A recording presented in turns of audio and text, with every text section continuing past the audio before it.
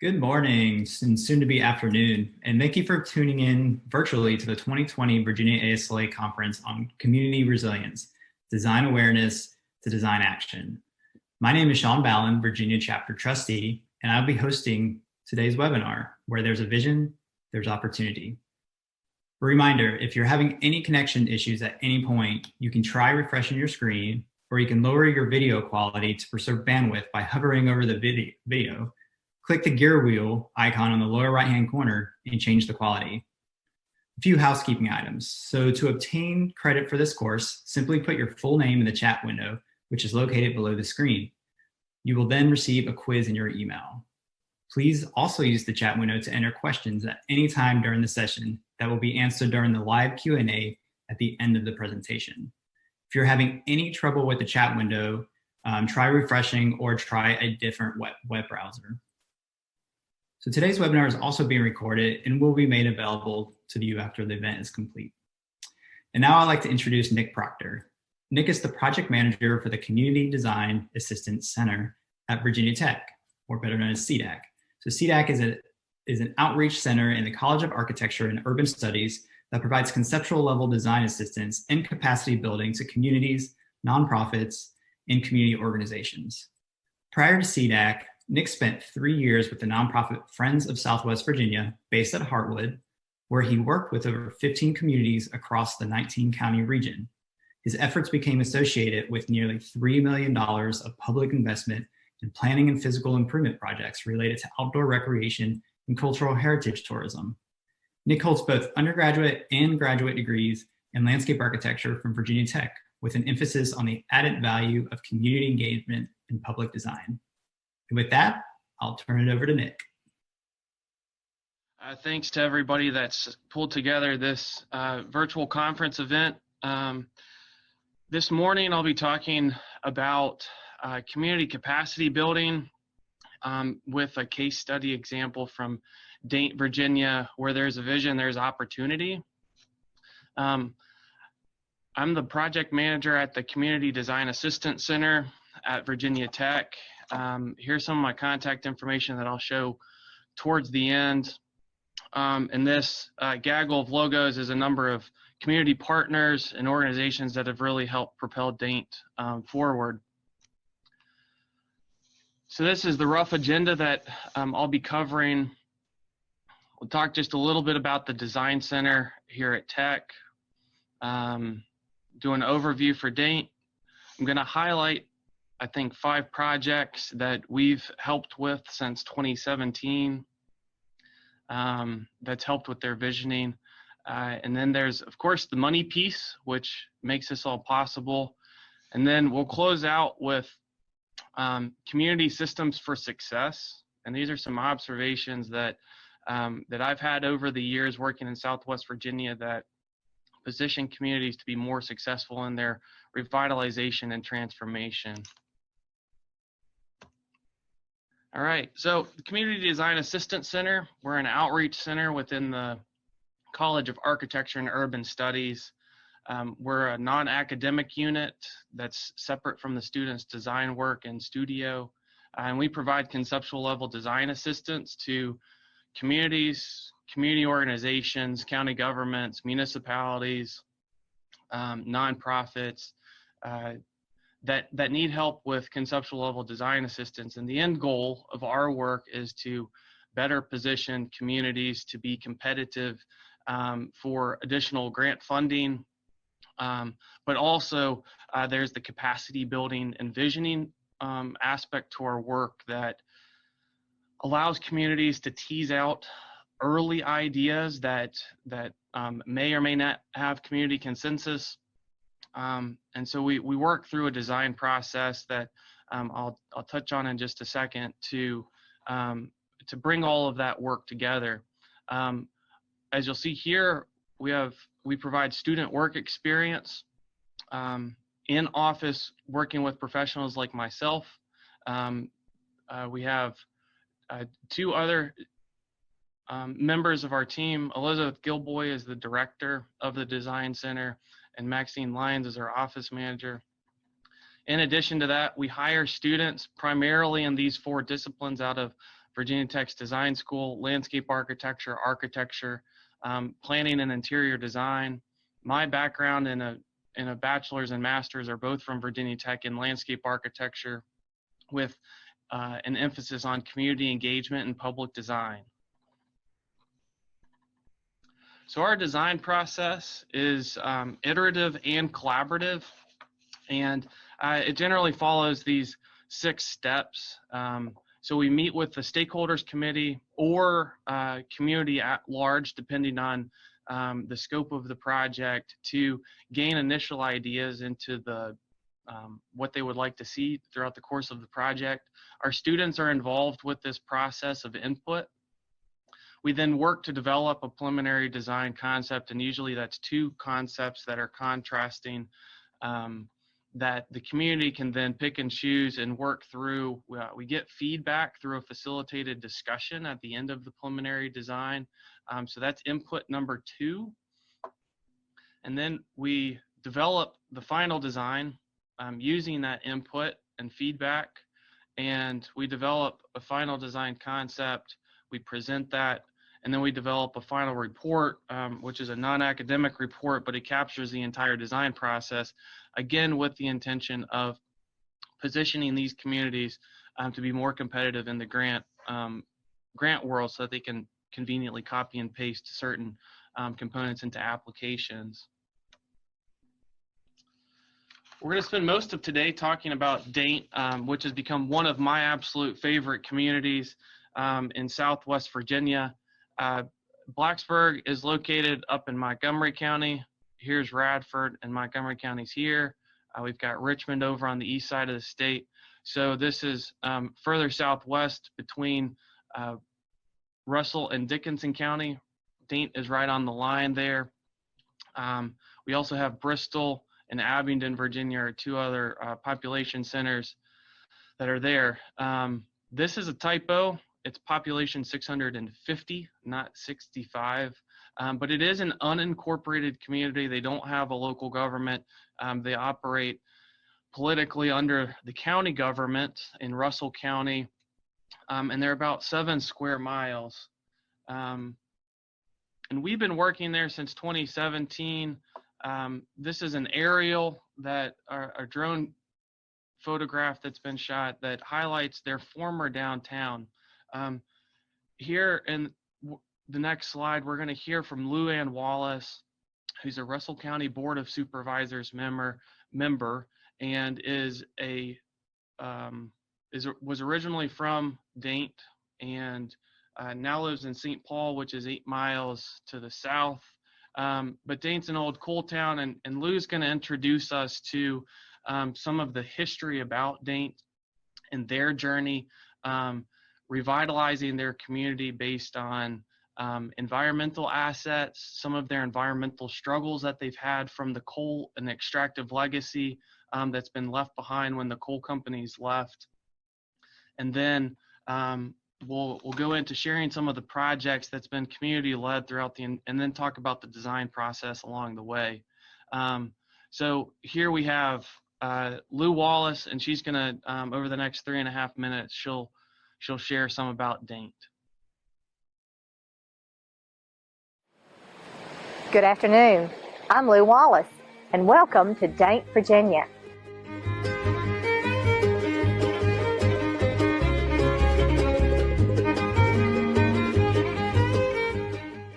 Daint is normally a coal camp, and we're here today to talk a little bit about some of the wonderful things that we've been able to do through an EPA grant. I'm currently serving on the Board of Supervisors for Russell County, that's District 2, and in my district is the coal camp of Daint, Virginia, which historically was one of the largest coal towns in Southwest Virginia, boasting about 6,000 people. Immigrants from all nationalities lived here, worked here, and went to school here. And so, as you well know, coal towns have become a thing of the past and people have moved on. But it may be a ghost town today, but we're trying to revive this portion of this community that will showcase a culture and a heritage that's almost lost to society, but will also regenerate a renewed interest in what we're doing in the great outdoors. Currently, we're standing in what used to be the downtown area, which was the hustle and bustle of centralized coal camp, Virginia. And where I'm standing was the company store where you could buy goods and services of all kinds. But currently what you see is a beautiful new playground on a green space that provides the children in the area of some recreation and relaxation. What we've done here is we've used brownfield money. We've used the EPA money for the brownfield, thank you very much. And we've also been able to leverage other grants, such as a Virginia Department of Transportation grant that will do enhancements on the depot that's currently behind me that has no roof. And so we're working on that along with the Virginia Tech Community Design Assistance Team. And you know, when you come at a community from a different sense and a different viewpoint, things begin to come together, because sometimes you're blinded in your own community and you don't see the needs and you don't see the assets as readily as somebody else does when they're coming from another viewpoint. And so the Community Design Assistance Center has really helped the communities that I have worked in to accomplish this. Again, I want to take this opportunity to thank each and every one who helped to bring about a new vision to a dying coal camp in Southwest Virginia. And I want to say especially to EPA and the Brownfield opportunity that has brought about a realization that yes, we can, and to help us to clean up, fix up, and straighten up. And we want to invite you to come and have a look-see at the model that we're creating, because this can happen in other towns, other communities. And we feel like if it can happen in Southwest Virginia in a formal coal camp, it can happen anywhere. Again, we hope that you have a great conference. We wish you a wonderful time of learning, and come see us in Southwest Virginia. Thanks.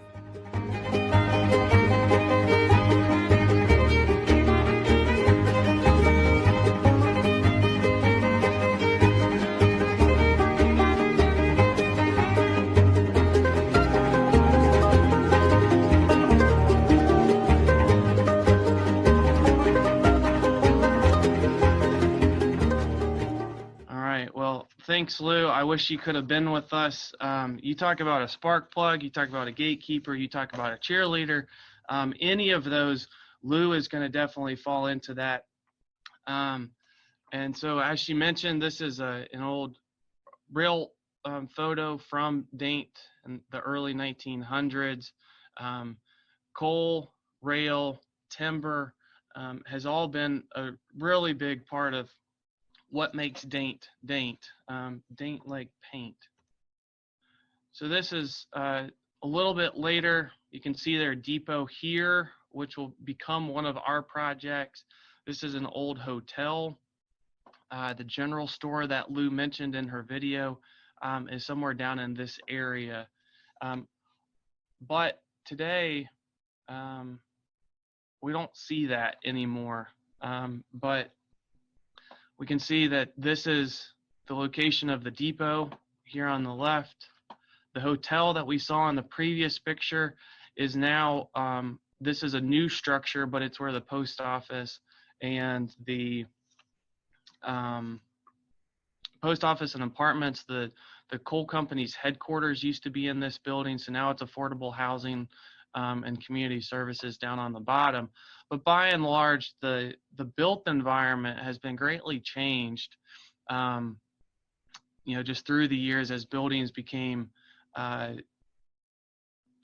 not safe to have around. And so as we've started this journey in 2017, there was a community organization that was formed, the Dante Community Association, that really kickstarted a lot of the work that CDAC has had the privilege of participating in well before we got involved. And in the course of their early conversations, they realized that they needed to work through their ideas and they needed to get community input into the design process and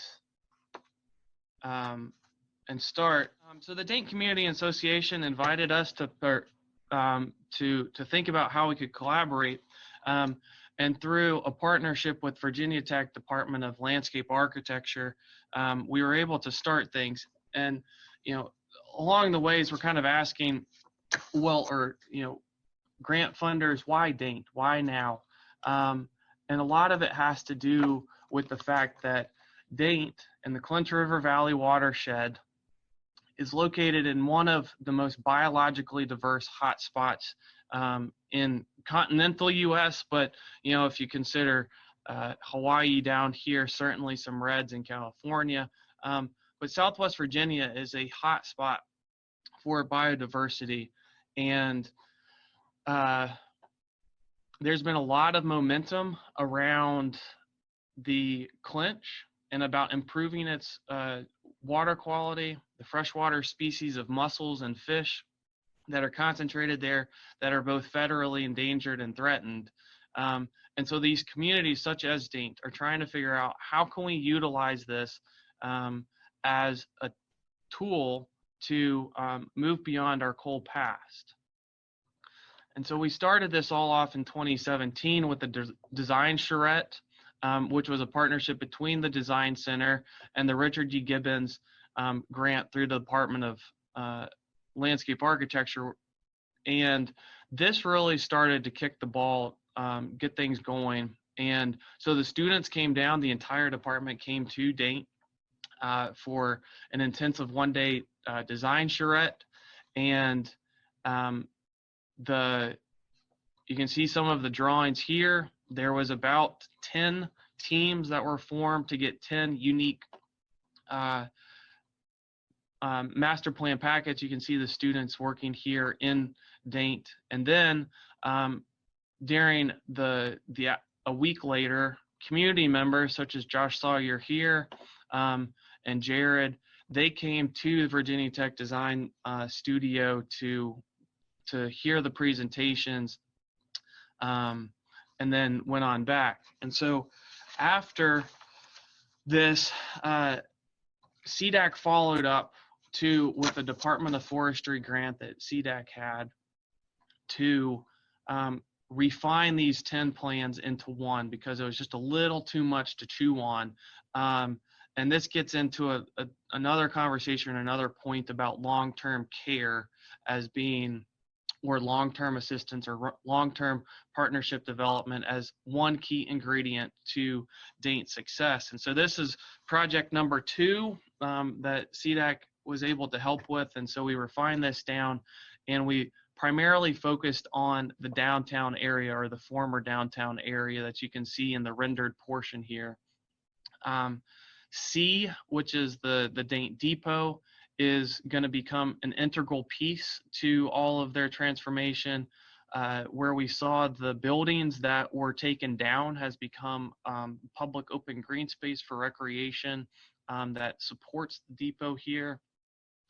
And then we have connections to the former steam building and railroad museum. The railroad museum is certainly one to visit if you're there. And this is a rendering here. There's a creek, a branch of Lick Creek that gets piped underneath all of this. And so there's certainly some extensive design interventions to daylight that stream and to reconnect people with the natural environment. We see over here a different version of the green space with recreational areas here. All of this is, to support some of the apartment buildings that are there. The third project is a combination project that focused intensively on the Dante Depot and the former Arty Lee School.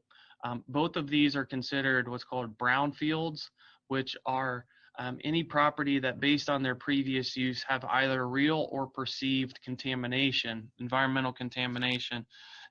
Perceived is a big definition because sometimes the building might not have any environmental concerns necessarily, but the perception that there is something there ends up holding up the property to not being redeveloped. And so this is certainly the case for many of our old gas stations that have had the tanks removed. The documentation may or may not be there, or old buildings like the Dante Depot. And so we were able, CDAC has an EPA brownfields assessment grant that does the pays for the conceptual design service, but also does a phase 1 environmental assessment in conjunction with the design process. So that gives us the environmental information to make educated design decisions from an environmental standpoint, but also provide visioning services for the community. So we can see what the Dante Depot currently is here, but you can see in the orange color that they have, the orange is implementation based on the black writing, which is the design and assessment.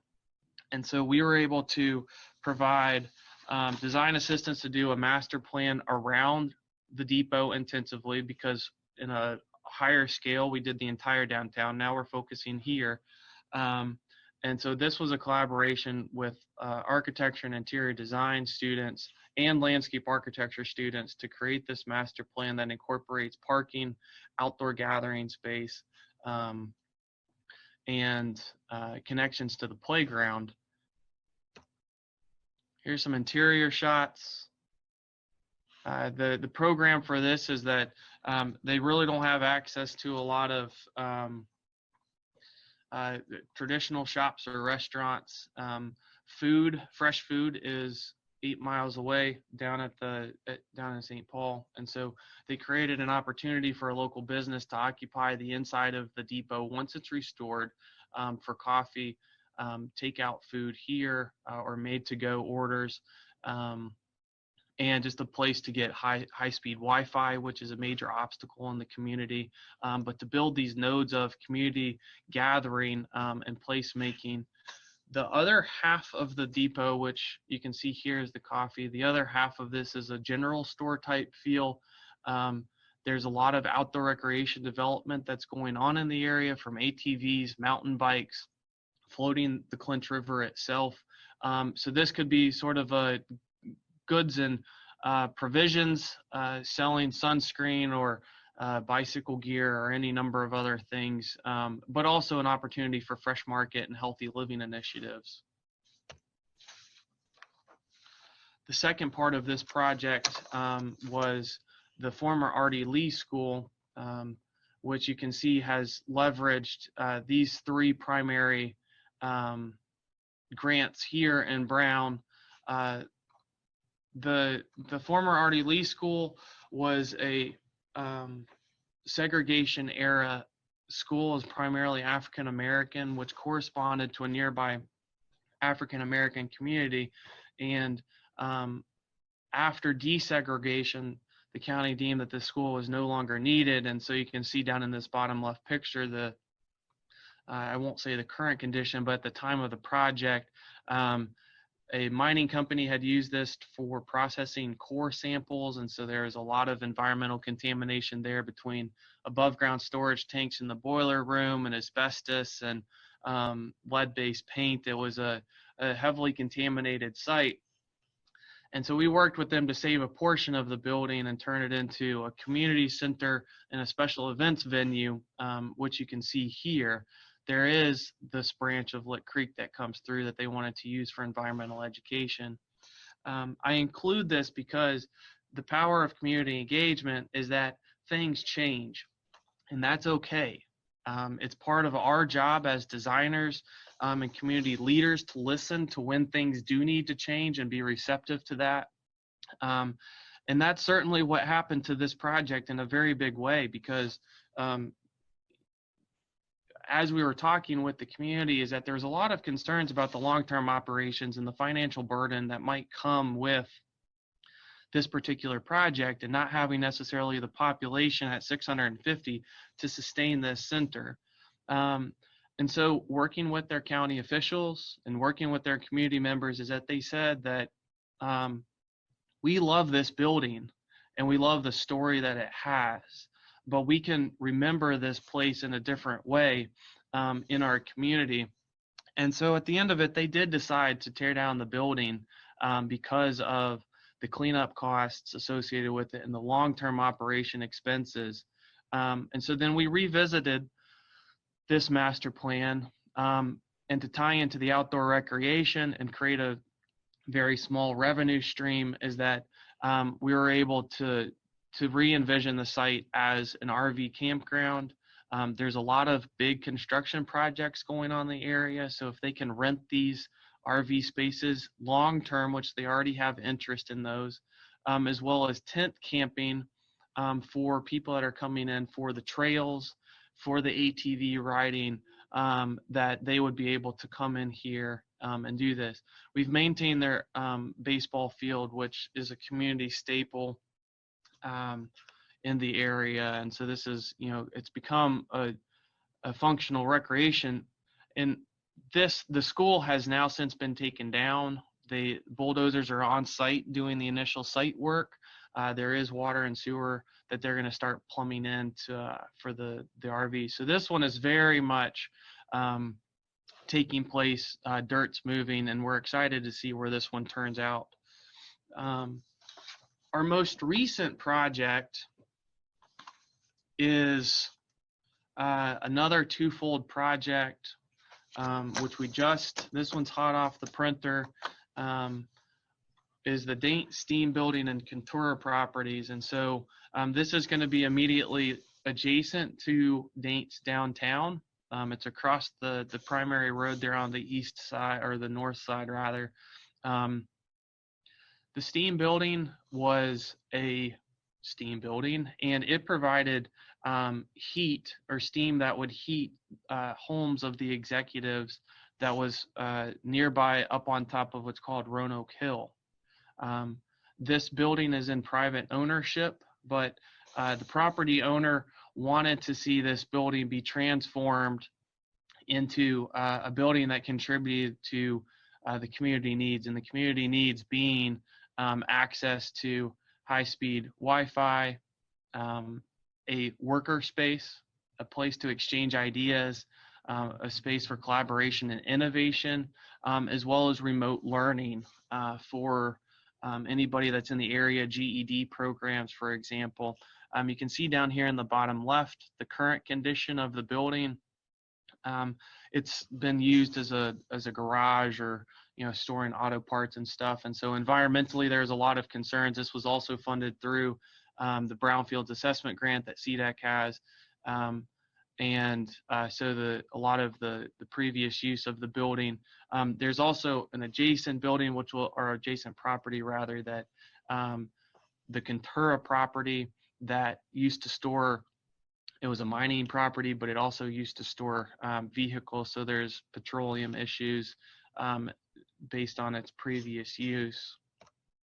This was the student design team is a mixture between interior design students and landscape architecture students. This is a rendering that the interior design students prepared, which you can see down here on the bottom left. But they came up with this simple but clever name for the inside, which is the plant, spinning off of the steam plant or the steam building. But also their logo that they developed for the concept includes a light bulb with the seedling as the filament, which has all sorts of symbology to planting new ideas, the plant, but also this collaboration center for innovation. So this would be a place where if you have a new business, similar to the co-working model, but there would be a VR room contained within this mass here, which would be for certainly training opportunities. A lot of high-end manufacturers are going to VIR or VR technology for training, but also for development, for product development, software development. If there was somebody that was wanting to live in Daint but just needed a place to do this, they could certainly rent space from here, and then some meeting room as well. This here is the master plan, if you will. So the downtown that I mentioned was over here on this side. And then we've got the former steam building. This building is the railroad museum that is open and active.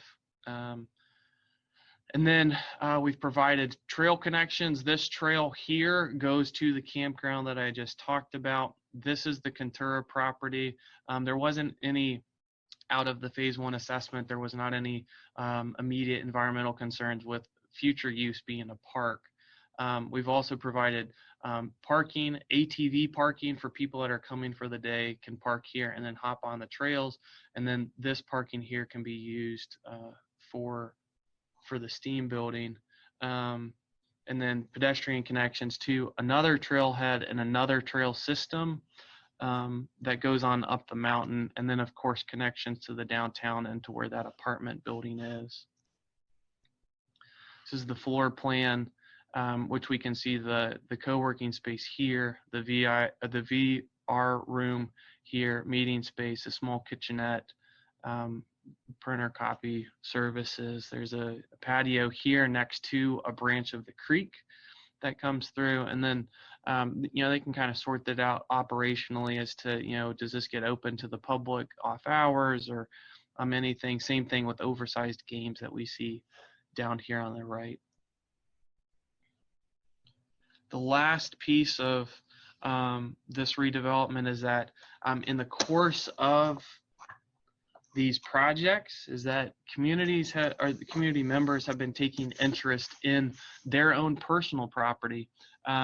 Daint's certainly a low income community, and but people want to find ways to do what they can do to help. And there's interest with internet. There's interest in people moving back to the community to live, to work, to raise their family, to start businesses.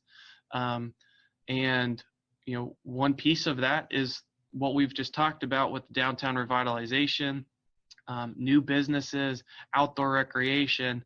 And then to continue with this comprehensive approach is that Daint came back to the design center and said, well, we need to be thinking about our housing stock, and we need to improve it. We want to maintain our historic look and feel of a coal camp. Architecturally, colors, landscaping that are going on. And so we worked with the community to inventory the historic homes that were still there from when the coal company would build and bring in houses. And then over time, they would sell them to the private sector. But so we worked with them to document that historic nature, and then incorporate it into a modern approach, which is what we see now. And so Daint is really tucked down into this really tight holler, and they were really key on outside space. They were really key on bringing in inside light.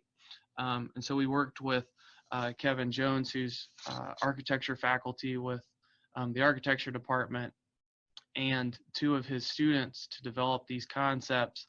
And the outcome of it is sort of a guide, as to, if you're trying to, paint your house, how do you do it in a way that's historically consistent with the look and feel of our community?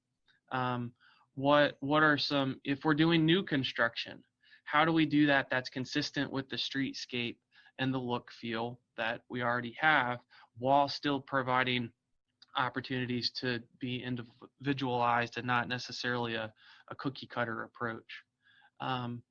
And so they worked through a variety of different floor plans.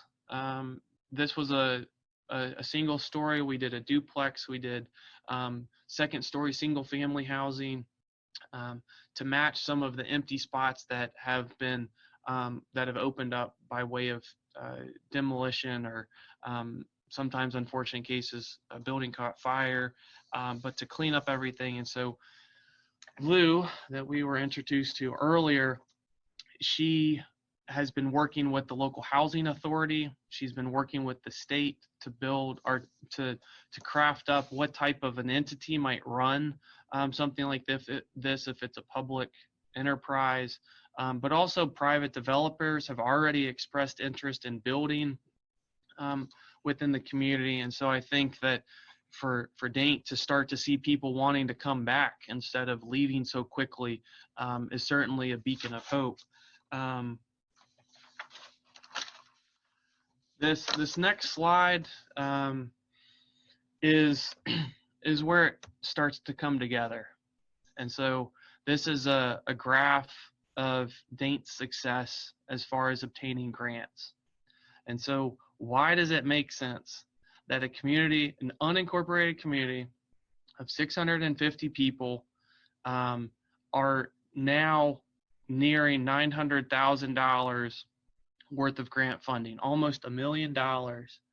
And you know, it's in no short thanks to all of the community engagement through and community members writing grants, having their partnerships in place, having their leadership structure in place with county government to support such a robust approach and comprehensive approach to revitalizing this coal camp.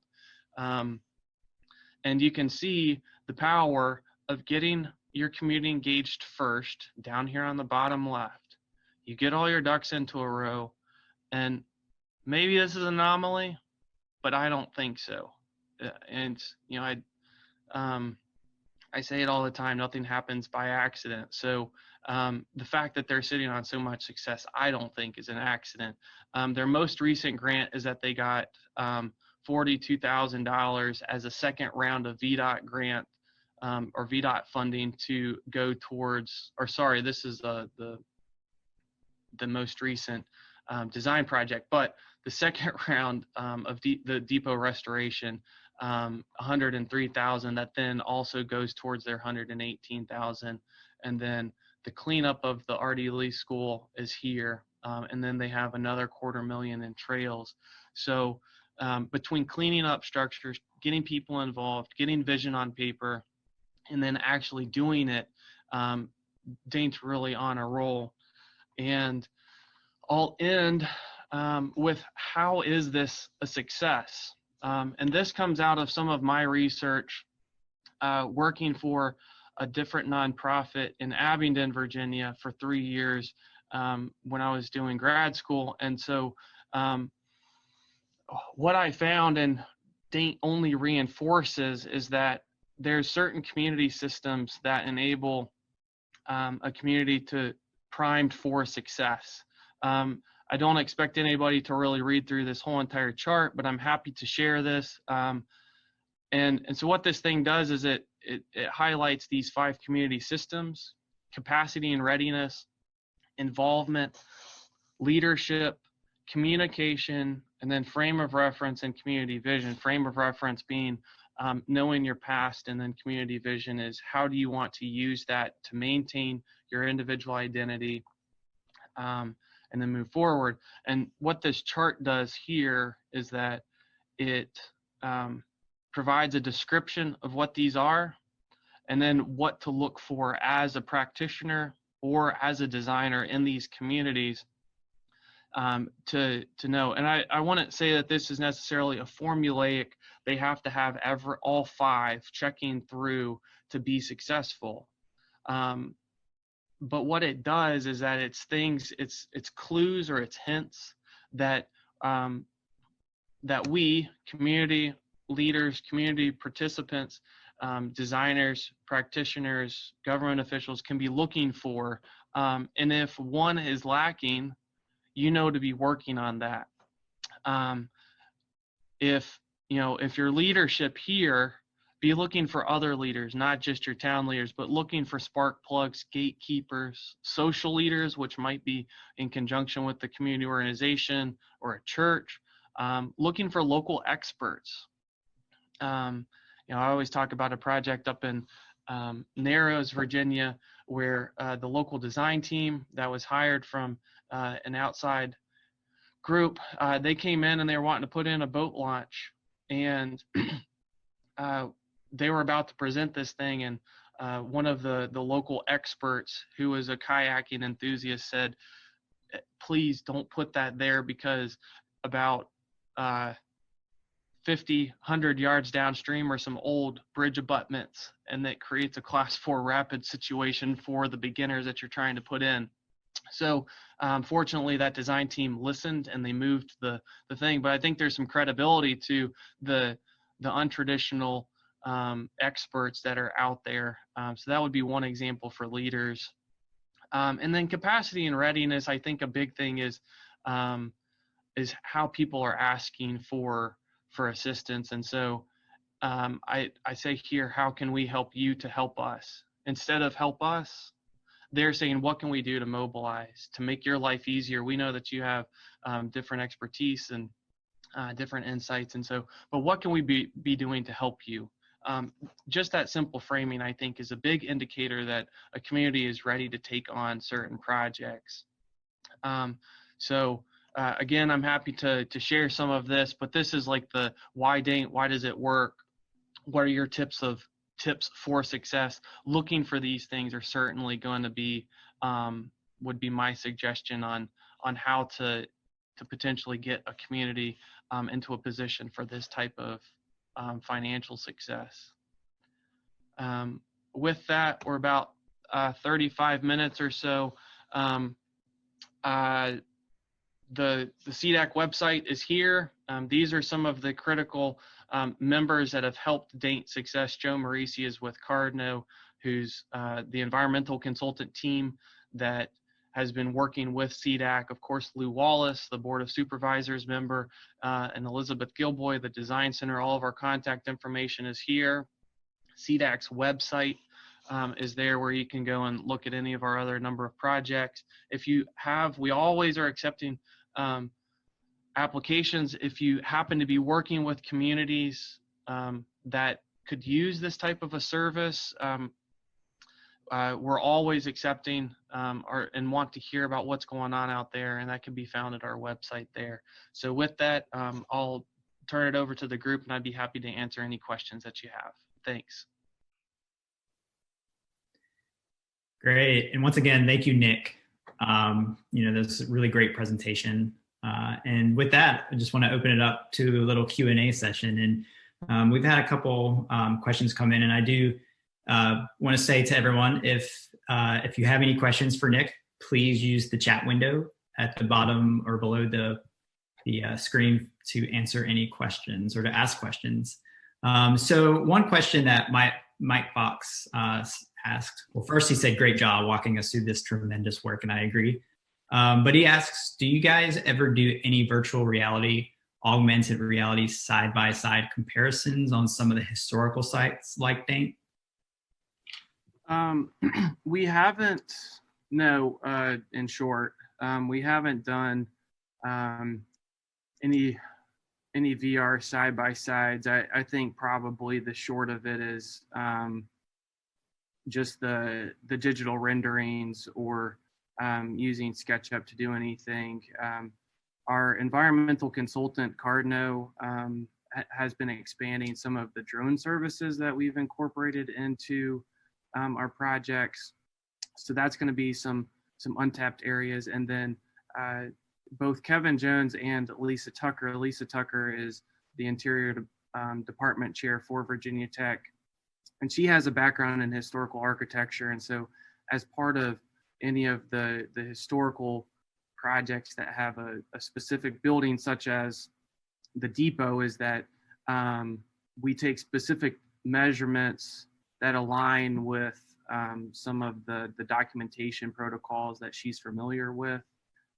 But as far as the VR piece, we haven't quite gotten to that part yet. Makes sense. Great. So Dustin Smith asks, can you talk a little bit more about the scalability of the community systems for success? So for instance, does this change or is it affected by the community size? I don't, I think as a whole, it's certainly applicable and scalable. So how it's used is going to certainly change. If a lot of what the framework is developed out of small communities, so we're talking 5,000 or less is where these observations are coming from. Because with, say, leadership, is that the resources in small rural communities are much thinner than in larger municipalities. And so where leadership might come into play of going beyond your mayor or your town government leaders is that the number of hats that you have to wear in small communities oftentimes is more per person. And so you have to sort of spread out that knowledge base and spread out that leadership base But I think that still goes for even larger municipalities, because ultimately the goal of this framework is to get a higher level of community engagement and a higher level of community buy-in to the project. So it's more of a bottom-up approach of utilizing your community capital and relying maybe less so in a traditional sense on your elected leadership. So I think larger municipalities are better mobilized in terms of neighborhood organizations, clubs, those types of things. So I would definitely kind of start with those as in your neighborhood organizations to get the projects rolling first, while still keeping your local leaders involved. I think that's probably the scalability piece, is that ultimately larger municipalities are already more mobilized, and it's just a little bit more difficult. So if that answers the question. Oh, that makes complete sense. So one question is, how far out do you all usually work at CDAC? So do you work outside of Virginia at all, or is all your work in Virginia? For the Department of Forestry grants, the answer is where the money falls from. So for Department of Forestry, that's a Virginia grant. So that's across the entire Commonwealth, as is the current EPA Environmental Protection Agency Brownfields Assessment Grant is also geared towards primarily Southwest Virginia. But we have worked in Kentucky, Tennessee, North Carolina. We had a coalition grant between Kentucky Department of, or their equivalent of Department of Forestry, and North Carolina's, that we worked in both states. So we, as a design center, we focus a lot on Southwest Virginia, both because that's where the need is. There's a lot of low income areas. So we're not bound necessarily to states, but if there's a grant opportunity or a community, we worked in Jonesboro, Tennessee, that the county government or the town government just hired the design center outright to work there. So we can certainly be flexible depending on the project. Great, it's very cool. So another question, and thank you all for all these questions. These are really great questions coming in. So with Dante being unincorporated, how does the community work with the county and CDAC to facilitate grant writing and receive grant awards? Hey, that's an excellent question. So the way that Dante does it is that, one, they have a great partnership with the county. And so they've gone about it kind of, again, from a bottom-up approach, is that the easier that you can make it, if you can't apply for the grant yourself, the easier that you can make it on the person that is applying for the grant, the better. So in Dante's case, even though Lou is either Lou Wallace is helping write the grant on the community's behalf, or the community association themselves are writing it, teeing up the whole entire package, and then the county government submits the grant and is the fiscal agent for that particular grant. There's also opportunities, and then the grants, are specifically written for a project, so you minimize the opportunity for unnecessarily fluidity with the finances, right? So then there's also opportunities to work through other nonprofits, such as the Upper Tennessee River Roundtable. That's a nonprofit that does work on the Clinch as part of the Tennessee River watershed. And so then they would be willing to submit the application. But in Dane's case, a lot of times they are the ones writing them, and then they turn over the Word document or whatever. And then other groups are willing to submit those applications. Perfect. Very helpful. So big kudos for Mary Kate Weaver. She says, fascinating topic. And then she asks, how does CDAC decide where to work? Do communities reach out and request assistance? Yeah, it's twofold. It's certainly that, is that direct solicitation, is that communities will approach us. Our first filter tends to be based on need. And so if it's a And that's driven by definitions derived from Appalachian Regional Commission as to what is need. So that could be a population indicator, that could be access to resources. It could be a financial indicator of low and moderate incomes, which has very prescribed definitions of transitioning communities versus distressed communities. The other piece, though, is that, and for DAINT, is that whether it's trying to cut your own teeth on a project, but nobody can work alone anymore. Nobody can work in a vacuum. The world is so interconnected. And so we also do take a regional approach to say, and you'll see this a lot in like the Clinch River Valley Initiative, which is a community coalition, is that they take a similar approach. And so they look at the region comprehensively and say, okay, well, we have this particular project down here and this one here, but there's this huge gap. What's going on in the gap? And can we possibly be a conduit for that? And so in some of them, that we might reach out to the community and just as a touch point and say, you know, are you aware that community X upstream and downstream are doing these things? Have you all had these conversations? Maybe yes, no. Sometimes those communities are prime. They've had these conversations and just weren't aware that their neighbor on either side were doing things. And so we can help connect dots in that way. Great. So a good question. Does CDAC have to scramble for projects, or do you have a waiting list? Mostly we usually have a steady stream. I wouldn't say that there's necessarily a waiting list. Particular now because COVID has totally changed what we knew of as the status quo in terms of revenue streams and those types of things. And so we've stayed pretty consistent throughout COVID just because the communities that needed the help before COVID certainly still need it now. We're talking about a half century worth of economic stress coming out of the coal industry. So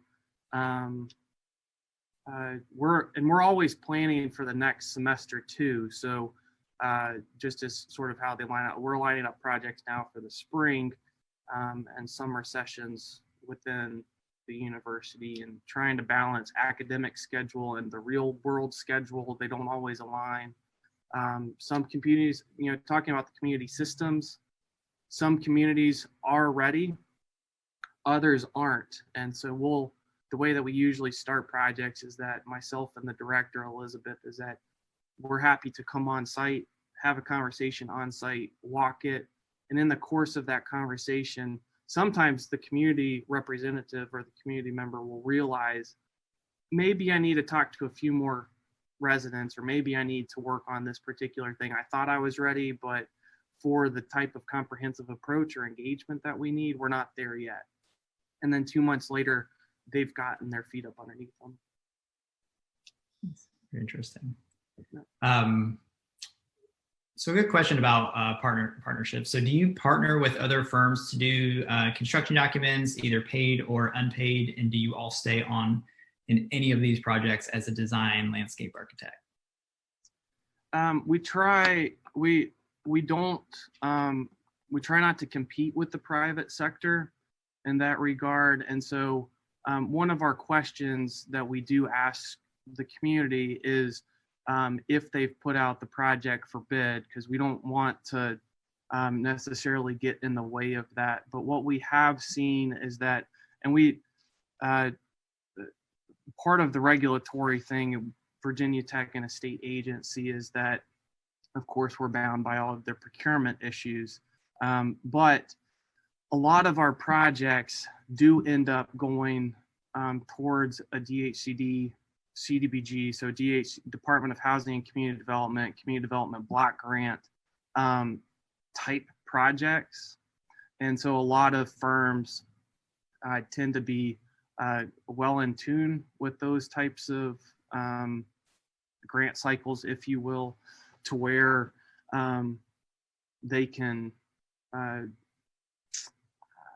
stay in touch with the project, if that makes sense. But it's sort of a project by project basis.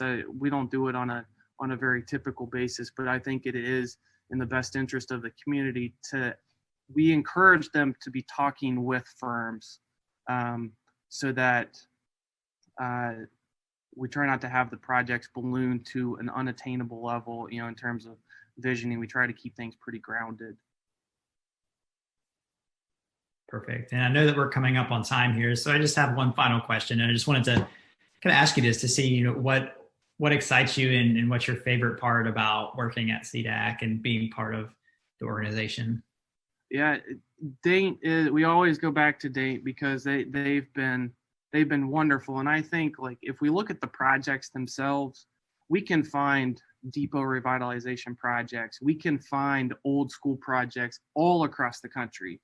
We can find outdoor recreation type projects all across the country. But I think for me, what is the driving force is the people. I mean, it is the community engagement. It's people getting excited about their own viability, their own revitalization. As far as a designer coming to Dante, they make it easy on us. They're receptive. They are full of ideas. They're critical and they're sharp.